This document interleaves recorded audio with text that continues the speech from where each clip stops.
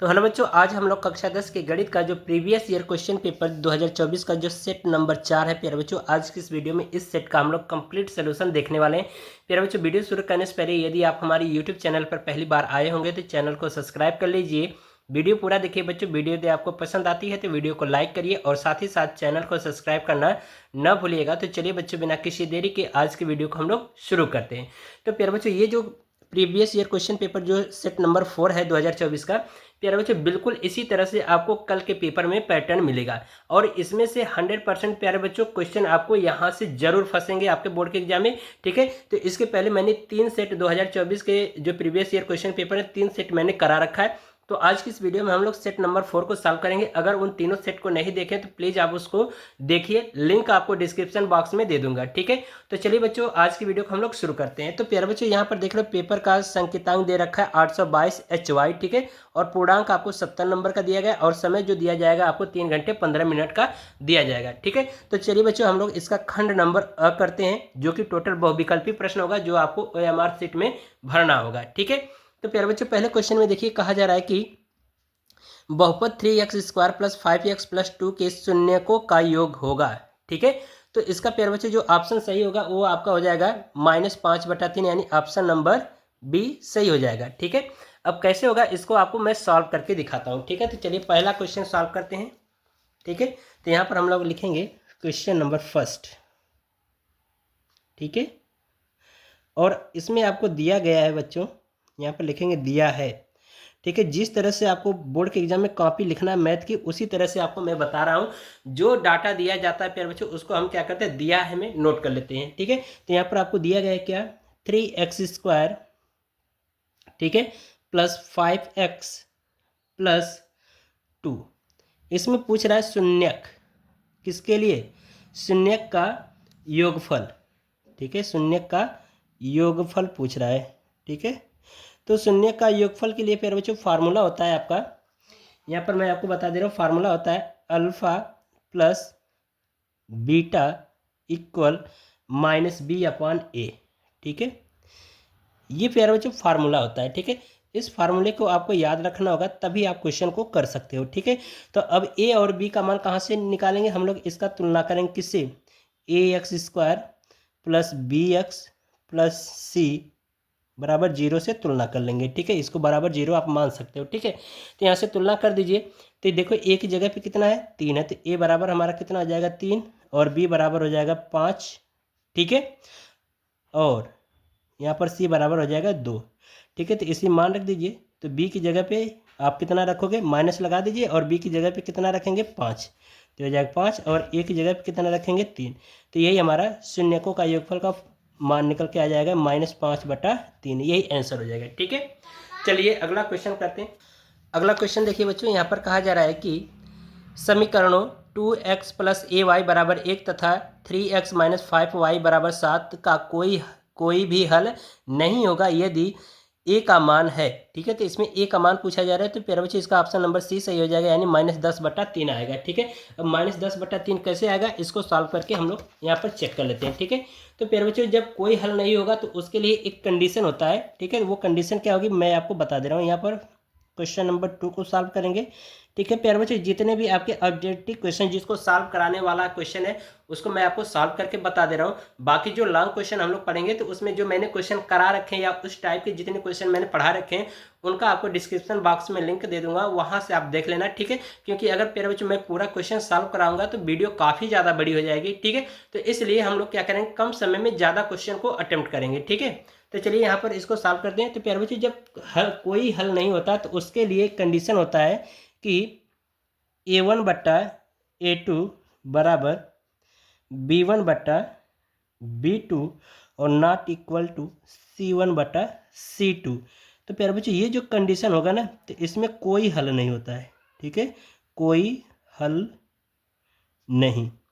ठीक है, तो अब इसमें देखो जो मान दिया गया है ना उसको नोट कर लो। यहाँ पर देखो क्या क्या दिया गया है, आपको दिया गया है यहाँ पर ये और एक ये दिया गया है। ठीक है, तो यहाँ पर आपको दिया गया है 2x + ay = 1 और दूसरा दिया गया है आपको 3x - 5y = 7।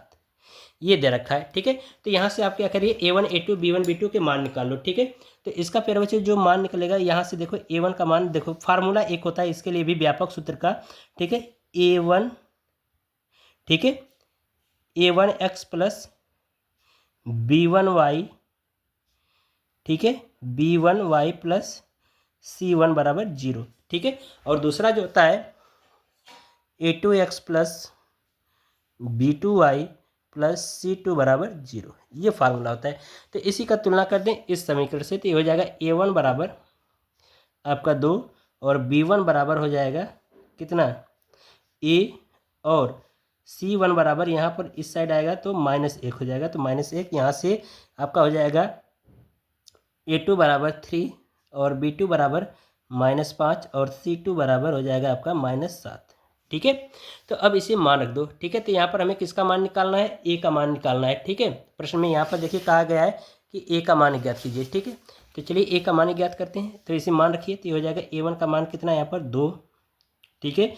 A2 का मान हो जाएगा यहाँ पर 3 और बराबर, ठीक है, यहाँ पर हो जाएगा B1 का मान A और B2 का मान -5 और नॉट इक्वल टू C1 का मान कितना हो जाएगा -1 और C2 का मान हो जाएगा -7, ठीक है। तो यहाँ से इससे माइनस माइनस से कट जाएगा, ठीक है। तो इनका क्रॉस गुणा करा दो, तो ये हो जाएगा आपका कितना 5 दूना के 10, ठीक है। तो ये हो जाएगा आपका 3A बराबर -10, ठीक है। हमें ए का मान ज्ञात करना है, तो इसका भाग करा दीजिए, तो ए बराबर कितना हो जाएगा -10/3, यही हमारा आंसर होगा, ठीक है। तो देख रहे हो -10/3 आंसर होगा। तो यहाँ पर देख रहे हो विकल्प आपका कितना होगा -10/3, ठीक है। अगले क्वेश्चन में देखिए कहा जा रहा है कि समीकरण x² + 5x + 4, ठीक है, बराबर 0 के मूल की प्रकृति होगी, ठीक है। तो प्यारे बच्चों इसका जो ऑप्शन नंबर डी सही हो जाएगा, यानी वास्तविक नहीं, ठीक है। अब इसके बाद प्यारे बच्चों यहाँ पर देखिए कहा जा रहा है कि एक समांतर श्रेणी दिया गया है और इसमें आपको दिया गया है 4 9 14 कामा डॉट डॉट करके आपको 254 का अंत से 10वां पद होगा, ठीक है। तो यानी कि अंतिम से 10वां पद पूछा जा रहा है, ठीक है। मोस्ट इंपॉर्टेंट क्वेश्चन है प्यारे बच्चों, इस तरह के क्वेश्चन 2 नंबर में भी पूछा जाता है, ठीक है। तो चलिए इसको हम लोग निकालते हैं, सॉल्व करते हैं, ठीक है। अगला क्वेश्चन है जो प्यारे बच्चों वो है आपका प्रश्न नंबर 4, ठीक है। यहाँ पे लिखेंगे क्वेश्चन नंबर 4, ठीक है। इसमें देखो श्रेणी आपको दे रखा है AP बराबर कह रहा है कि 4, 9, 14, ठीक है, कामा डॉट डॉट करके कामा 254, ठीक है। का पूछ रहा है 10वां पद, यानी 10वां पद वो भी कहाँ से, अंतिम से। तो अंतिम से प्यारे बच्चों हम क्या करें, थोड़ा सा इसको उल्टा लिख दें, क्योंकि पीछे से 10वां पद पूछ रहा है। तो इसको श्रेणी हम लोग कुछ इस तरह से बना सकते हैं, और यहाँ पे देख रहे हो कि इनका अंतर कितने का 5-5 का अंतर है, ठीक है। तो इसको हम लिख सकते हैं यहाँ से 254 फिर कामा 249, ठीक है, फिर कामा 200 आपका कितना हो जाएगा 45, ठीक है। 5 का अंतर होगा ना, तो 44 होगा, ठीक है, कामा 244 कामा डॉट डॉट डॉट करके कहाँ तक 4 तक, ठीक है। अब ये देख रहे हो हमें एक श्रेणी मिल गई, यानी AP समांतर श्रेणी प्राप्त हो गई। अब इसी का हम क्या करते हैं, सारवंतर निकाल लेते हैं, प्रथम पद निकाल लेते हैं, और 10वां पद पूछा जा रहा है, तो n बराबर आपका मिल गया 10, और प्रथम पद कितना हो जाएगा आपका A बराबर 254, और सारवंतर प्यारे बच्चों इनमें देख रहे हो कितने का डिफरेंस है 5-5 का, तो इसलिए सारवंतर कितना हो जाएगा 5, ठीक है, ये हो गया। अब प्यारे बच्चों इसका एक फार्मूला होता है, उस फार्मूले को याद रखना, ठीक है। फार्मूला होता है AN बराबर A प्लस कोष्टक में n-1 इंटू D, ठीक है, ये फार्मूला होता है। इस फार्मूले को आपको याद रखना होगा, ठीक है। तो चलिए इसी में हम मान रख देते हैं, जहाँ पर n है वहाँ पर 10 रखते हैं, जहाँ पर D है वहाँ पर 5 और A जहाँ है वहाँ पर 254, ठीक है। तो यहाँ पर रख करके सॉल्व करिए, तो ये हो जाएगा A आपका 10 बराबर ये हो जाएगा A का मान कितना है 254 प्लस n का मान 10 -1 और D का मान 5, इसको सॉल्व कर दीजिए, तो हो जाएगा 254 प्लस ये 5, ये इसमें से 9 बचेगा, घट जाएगा एक तो, और ये 9 है तो गुणा करा देंगे, 5 9 45, ठीक है, ये 45 हो जाएगा बच्चों। तो अब यहाँ पर देखो कितना आएगा, और एक चीज़ ध्यान रखना कि ये जो हमारा सारवंतर पीछे से आ रहा है, यानी कि इसमें से इसको घटाना है ना, तो ये हमारा क्या आ जाएगा ये हमारा मिलेगा -5, ठीक है। यहाँ पर हो जाएगा -5, तो यहाँ पर भी ये हो जाएगा माइनस। तो अब इसको प्यारे बच्चों इसमें से हम घटा देंगे तो 810 बराबर आ जाएगा फाइनली आंसर, वो आ जाएगा 209। ये हमारा आंसर हो जाएगा, ठीक है। अब 209 देखो ऑप्शन में मिल रहा है, तो यहाँ पर देख लो सी वाला 209, ठीक है। चलिए अगला क्वेश्चन देखते हैं। इसमें कहा जा रहा है कि चित्र में समरूप त्रिभुजों का एक युग्म है, सांकेतिक रूप से व्यक्त करने का सही रूप होगा, ठीक है। तो इसका सही रूप ये हो जाएगा ऑप्शन नंबर सी, यानी कि त्रिभुज ABC समरूप होगा त्रिभुज EDF, ठीक है।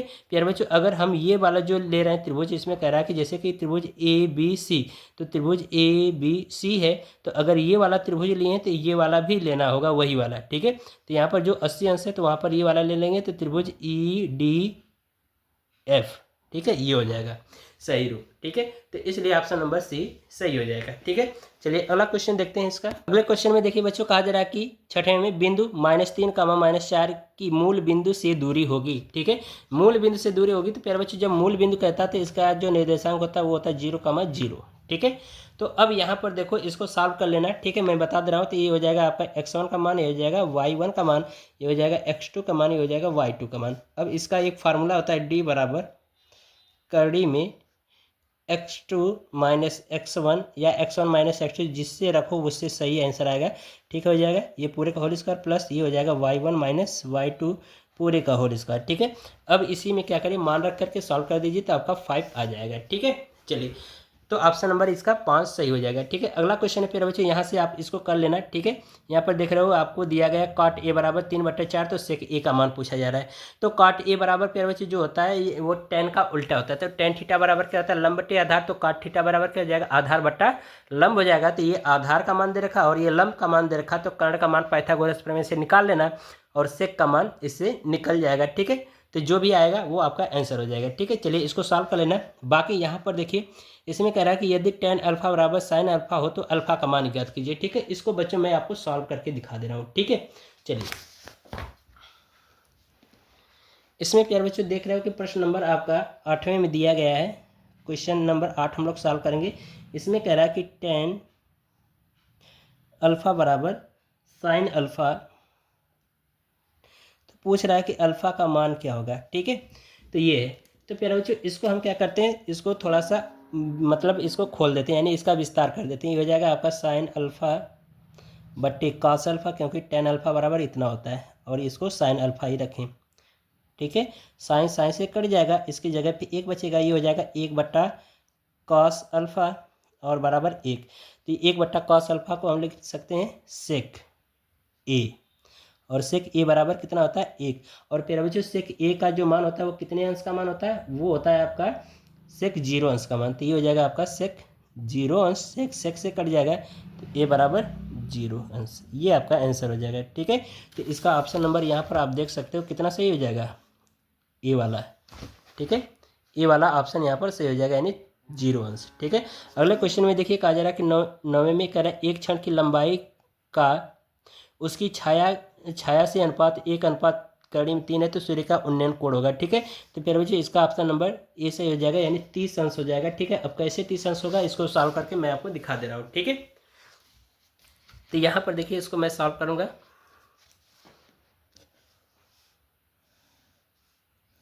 ठीक है। क्वेश्चन नंबर हम लोग यहाँ पर 9वां करेंगे, ठीक है। 9वें में कहा गया है कि एक कोई क्षण है जिसकी छाया बन रही है, ठीक है। तो ये मान लेते हैं कोई एक क्षण है, ठीक है, और इसकी छाया कहाँ पर, धरातल पर यानी पृथ्वी पर ही बनेगी, ठीक है। तो इसको यदि मिला दिया जाए, ठीक है, हालांकि जो कहा गया ये सूर्य है और सूर्य का जो अवनमन कोण होगा, ठीक है, उन्नयन कोण का है। तो प्यारे बच्चों सूर्य का जो उन्नयन कोण होगा यहाँ पर कह रहा है कि कितना है, 30 अंश है, मतलब 30, ये पूछ रहा है कि ये कितना बनेगा, ठीक है। और यहाँ पर आपको दे रखा है इसका जो मान है ये 1 है और अनुपात में का है, और ये कड़ी में 3 है, ठीक है। तो इसको हम मान लेते हैं कि ये हमारा त्रिभुज ABC, ये 90 डिग्री यहाँ पर बने।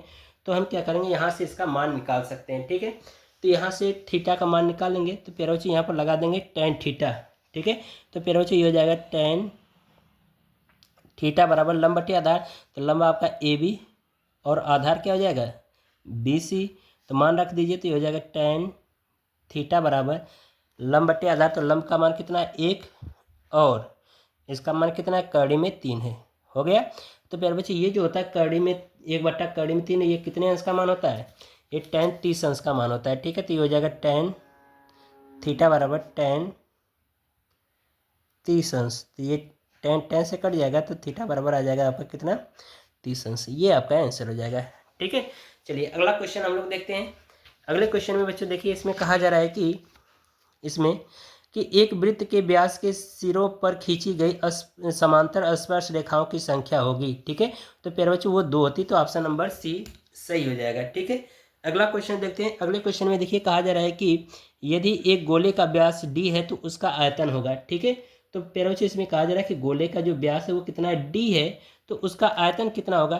तो प्यारे बच्चों हमें पता है कि गोले का जो आयतन का जो फार्मूला होता है प्यारे बच्चों वो होता है 4/3। ठीक है, यहाँ पर मैं बता दे रहा हूँ, सॉल्व कर लेना। ठीक है, 4/3 पाई r का क्यूब। ठीक है, तो प्यारे बच्चों यहाँ पर देखो हमें किसका मान रखना है, केवल यानी पाई में वैल्यू ऑप्शन में पाई में दिया है, तो इसका मतलब पाई का मान नहीं रखना है, केवल आर का मान रखना है। ठीक है, तो यहाँ पर व्यास दिया गया है। ठीक है, तो व्यास का त्रिज्या निकालेंगे तो इसका बटा 2 निकल जाएगा, तो ये हो जाएगा आर बराबर d/2। तो यहाँ पर रखेंगे तो d का होल क्यूब यानी d/2 का होल क्यूब, तो मतलब ये हो जाएगा आपका कि ये यानी कि इसको जब सॉल्व कर देंगे तो फिर बच्चों ये आ जाएगा आपका 4/3 और ये पाई, और इसका यहाँ पर ये वाला वैल्यू रखेंगे तो हो जाएगा d का क्यूब अपान ये हो जाएगा 8। ठीक है, तो ये हो जाएगा 4 दूना के 8, तो यानी कि ये हो जाएगा आपका कितना डी क्यू यानी पाई d³/3 दूना के 6, यानी कि ये यानी कि पाई d³/6 आएगा। तो इसका ऑप्शन नंबर आप यहाँ पे देख सकते हो, ये वाला डी वाला सही हो जाएगा, यानी पाई d³/6। ठीक है, ये क्वेश्चन हो जाएगा सॉल्व। अब इसके बाद प्यारे बच्चों यहाँ पर देखो कहा गया है कि r त्रिज्या के एक ठोस अर्धगोले का कुल पृष्ठीय क्षेत्रफल होगा। ठीक है, तो इसको भी कर लेना प्यारे बच्चों। ठीक है, अर्धगोले का पृष्ठीय क्षेत्रफल कितना होता है, वो होता है 3πr²। ठीक है, तो ये ऑप्शन नंबर आपका सी सही हो जाएगा। ठीक है, चलिए इसको हम लोग कर लेंगे। अब इसके बाद प्यारे बच्चों यहाँ से माध्यक वर्ग होगा, माध्यिका वर्ग, तो इसको आप लोग देख लेना 14 नंबर 15 नंबर क्वेश्चन और 16 नंबर वाला भी क्वेश्चन देख लेना, ये काफ़ी इंपॉर्टेंट है। ठीक है प्यारे बच्चों, ये वाला जो क्वेश्चन होता है इसके लिए मैंने फार्मूला बताया था कि बहुलक बराबर क्या होता है कि 3 गुणे माध्यिका -2 गुणे माध्यक। ठीक है, तो ये फार्मूला होता है, इस फार्मूले पे रख करके सॉल्व कर देना, ये आपका आ जाएगा आंसर। ठीक है, तो ये 14 15 16 आप लोग प्रैक्टिस कर लो। ठीक है, अब इसके बाद यहाँ पर देखो 17वें में कहा जा रहा है कि एक अधिवर्ष में 53 सोमवार होने की प्रायिकता है। ठीक है, तो 53 सोमवार होने की प्रायिकता प्यारे बच्चों क्या होगी, इसको हम लोग सॉल्व करके देखते हैं। ठीक है, चलिए इसको हम लोग देखेंगे। तो प्यारे बच्चों यहाँ पर देखो एक कॉन्सेप्ट है, उसको मैं आपको बता दे रहा हूँ पहले। ठीक है, कॉन्सेप्ट ये है प्यारे बच्चों, इसमें क्वेश्चन नंबर आपका 17 है। ठीक है, तो अगर प्यारे बच्चों कहा जा रहा है अधिवर्ष है, ठीक है, अधिवर्ष, ठीक है, तो अधिवर्ष होता है, तो इसमें जो अधिवर्ष में जो हम लोग दिनों जो दिन लेते हैं बच्चों, वो कितना लेते हैं 366 अधिवर्ष में। ठीक है, 366। अगर ये सामान्य वर्ष होता है, ठीक है, ये कॉन्सेप्ट आपको ध्यान रखना है, सामान्य वर्ष होता है तो सामान्य वर्ष के लिए आपको कितना रखना होगा 365 रखना होगा। ठीक है, ये चीज़ हो गया। प्रश्न में आपको कहा गया है कि आपका कौन सा वर्ष है, अधिवर्ष है। ठीक है, तो अधिवर्ष है तो ये लिखेंगे एक अधिवर्ष में दिनों की संख्या, तो यहाँ पर लिखेंगे एक अधिवर्ष में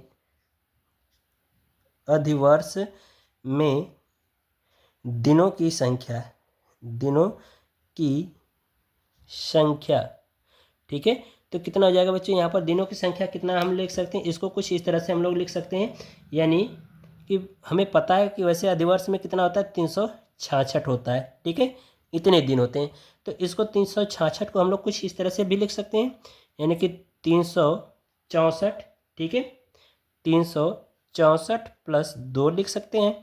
तो एक सप्ताह कितने, इसमें कितने सप्ताह होंगे, तो 7 से भाग कर दीजिए, तो ये हो जाएगा आपका कितना आ जाएगा, ये आपका आ जाएगा प्यारे बच्चों ये 52। ठीक है, तो इसका मतलब ये हुआ कि ये तो 52 सप्ताह हो गए एक अधिवर्ष में। ठीक है, और इसमें ये जो दूसरा दिन है प्यारे बच्चों, इसी दूसरे दिन में हमारा क्या आएगा, सोमवार आएगा। ठीक है, तो प्यारे बच्चों यहाँ पर देख रहे हो कि एक सप्ताह में दिनों की संख्या कितनी होती है 7, यानी सोमवार मंगलवार बुधवार बृहस्पतिवार शुक्रवार शनिवार, ठीक है, और रविवार। तो एक सप्ताह में कुल दिनों की संख्या कितनी होती है 7, तो दूसरे दिन में हमें पूछ रहा है कि इन 2 दिनों में सोमवार आने की प्रायिकता, तो कितनी हो जाएगी PE बराबर प्यारे बच्चों फार्मूला होता है, यानी कि इसका अनुकूल परिणाम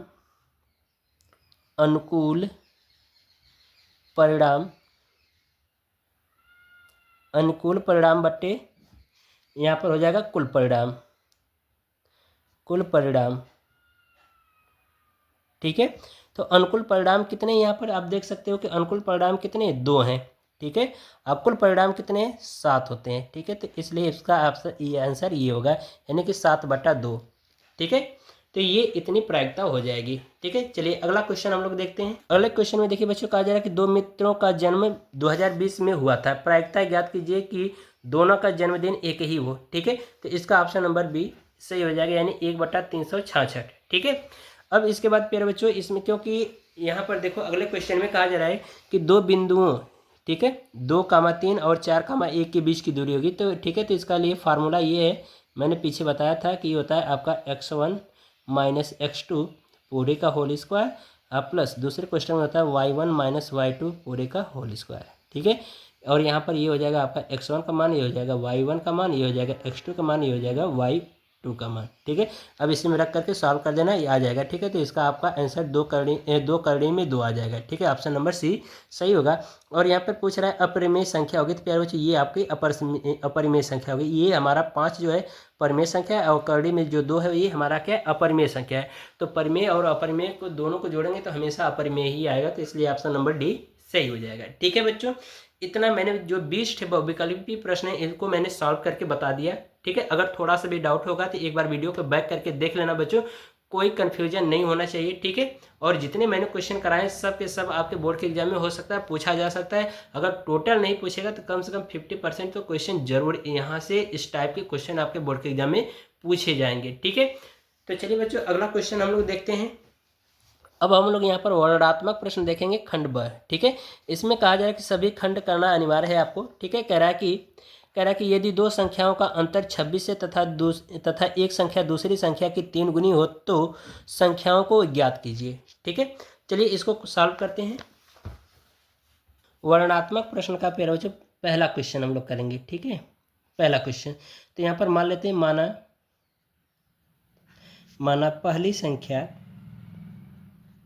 पहली संख्या बराबर x तथा दूसरी संख्या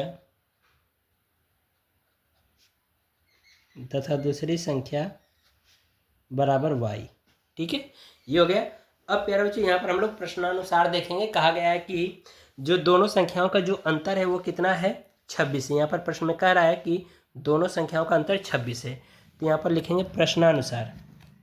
ठीक है, यानी कि प्रश्न के अनुसार हम लोग करेंगे, तो ये हो जाएगा आपका प्रश्नानुसार। ठीक है, प्रश्नानुसार इसमें कहा गया दोनों संख्याओं का अंतर कितना है, 26 है, यानी कि x माइनस वाई बराबर 26। ठीक है, तो यहाँ से आप क्या करो, x का मान निकालो, तो ये हो जाएगा 26 प्लस y। ठीक है, इसको मान लो समीकरण 1। ठीक है, अब दूसरी कंडीशन में फिर बच्चों यहाँ पे प्रश्न में कहा गया है कि जो पहली संख्या दूसरी संख्या की कितनी 3 गुनी है। ठीक है, यानी कि ये कहा जा रहा है कि यहाँ पर द्वितीय शर्त से, यहाँ पर लिखेंगे द्वितीय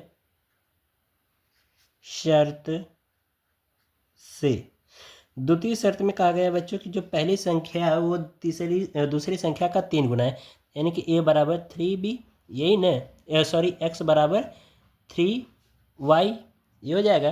तो अब y का मान या फिर x का मान यहाँ पे रख दो। ठीक है, तो यहाँ पे लिख देंगे समीकरण 1 से x का मान रख दीजिए, तो हो जाएगा 26 प्लस y बराबर 3y। ठीक है, अब इस y को इधर लाओ, तो ये हो जाएगा आपका, घट जाएगा तो कितना बचेगा, 2y बराबर 26। ठीक है, तो भाग कर दीजिए, तो हो जाएगा कितना, 13। तो y बराबर कितना हो गया आपका, 13। y का मान आ गया बच्चों कितना, 13। तो यहाँ से अब x का मान निकालो, तो x का मान हम क्या करें, इस वाले समीकरण 1 में रख दें, ये y का मान। तो यहाँ पर लिखेंगे y का मान समीकरण 1 में रखने पर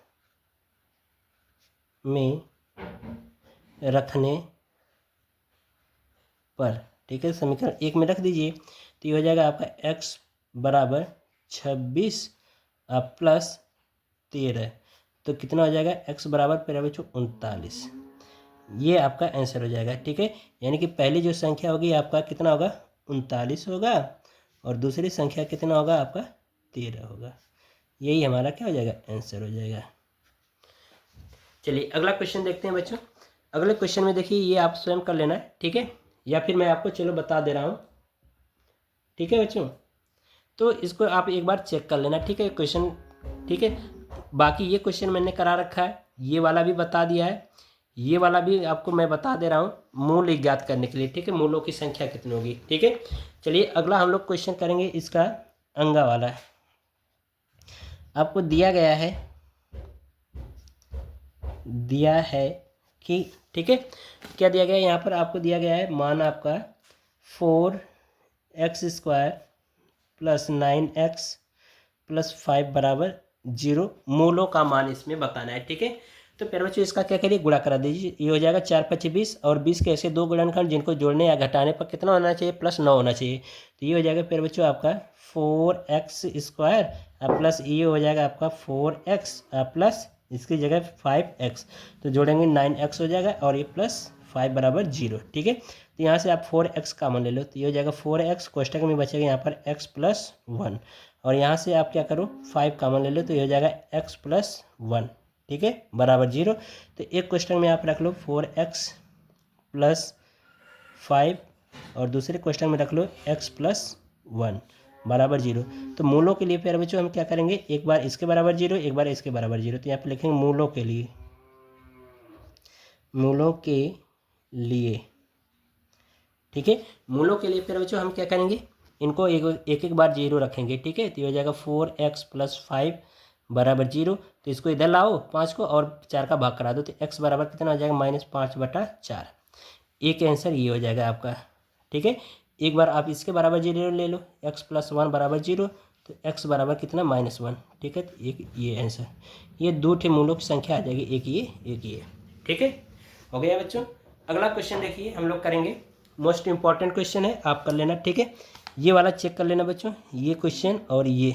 ठीक है, इन सभी क्वेश्चन को आप लोग कर लेना। ये ग वाला मैं आपको बता दे रहा हूँ, बाकी जितने क्वेश्चन हैं इधर के भी, ठीक है, इन सभी क्वेश्चनों के एक बार प्रैक्टिस कर लेना। ठीक है, ये देखो ये सभी क्वेश्चन मैंने पढ़ा रखे हैं। ठीक है, लस है और मस है ज्ञात करने के लिए। बाकी ये वाला क्वेश्चन आप देख लेना, और ये त्रिकोणमिति का मैंने पुरानी वीडियो में ये सभी क्वेश्चन करा रखा है, वहाँ से देख लेना।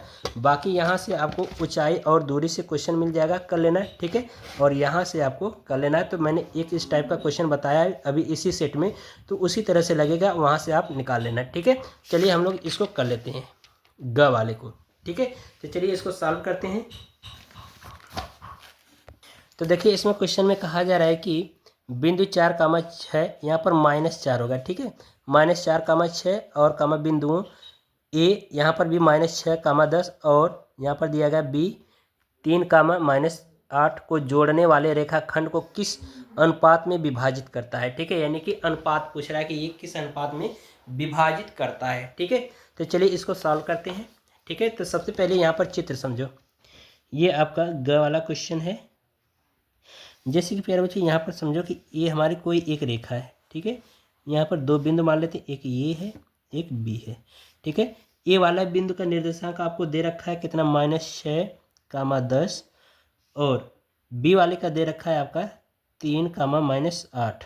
ठीक है, इनको किसी बिंदु पर प्रतिच्छेद करता है, तो ये मान लेते हैं सी बिंदु। ठीक है, और सी बिंदु का निर्देशांक आपको दे रखा है -4,6 दे रखा है। तो ये किस अनुपात में विभाजित करता है, M1 और ये M2, या इसको MN मान लेते हैं। ठीक है, इसको M मान लीजिए और ये N मान लीजिए, इन अनुपात में विभाजित कर रहा है, तो इन्हीं दोनों अनुपातों का मान पूछा जा रहा है। ठीक है, तो चलिए इसको हम लोग सॉल्व करते हैं। ठीक है, तो यहाँ से आप देखो, ये हो जाएगा आपका x1, ये हो जाएगा y1, ये हो जाएगा आपका x2, ये हो जाएगा y2, और यहाँ से ये हो जाएगा आपका x, और ये हो जाएगा y।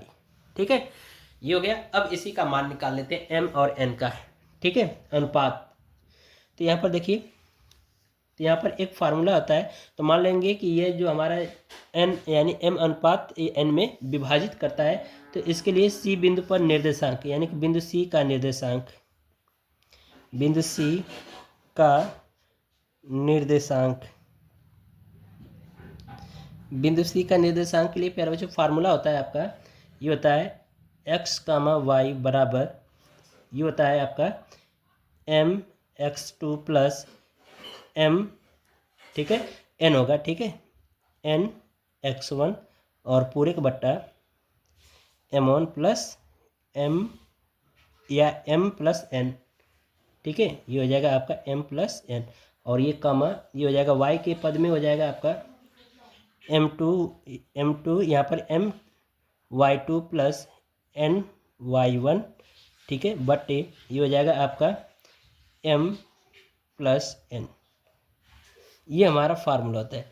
इन्हीं फार्मूले पे आपको क्या करना है, मान निकाल लेना है। तो पहले आप क्या करो, x के बराबर ले लो, ठीक है, तो x बराबर यहाँ से रखो आपका m x2 plus n x1 और बट्टा ये हो जाएगा m प्लस n, ठीक है, इससे रखो। तो यहाँ पर x का मान कितना, -4, तो यहाँ पर -4 रख दो, बराबर m का मान नहीं पता है, ठीक है, तो ये हो जाएगा m और x2 का मान यहाँ से रख दो, ये x2 हो जाएगा, सॉरी यहाँ पर x2 का मान कितना है 3, तो हो जाएगा गुणे 3 प्लस n, x1 का मान यहाँ से 6 -6 और बट्टा ये हो जाएगा m plus 1 m plus n, ठीक है, ये हो गया बच्चों।